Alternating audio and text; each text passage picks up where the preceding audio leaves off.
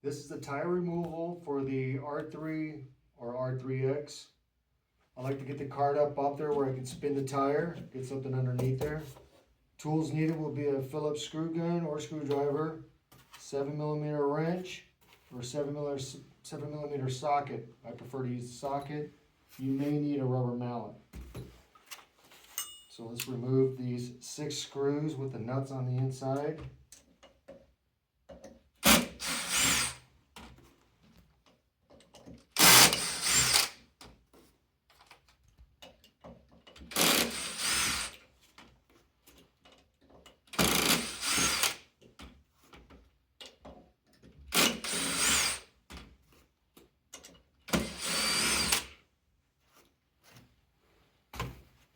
Pull this outer ring out there with the 6 screws.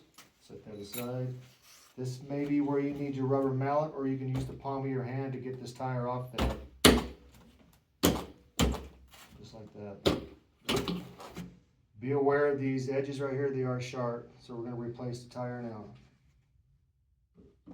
You're going to line up these screw holes right here with these screw holes right here.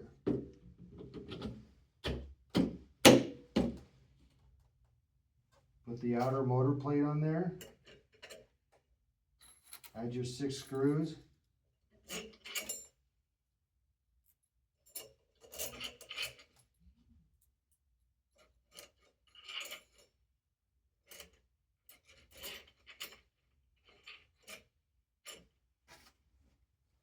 We're going to replace the 6 nuts on the inside.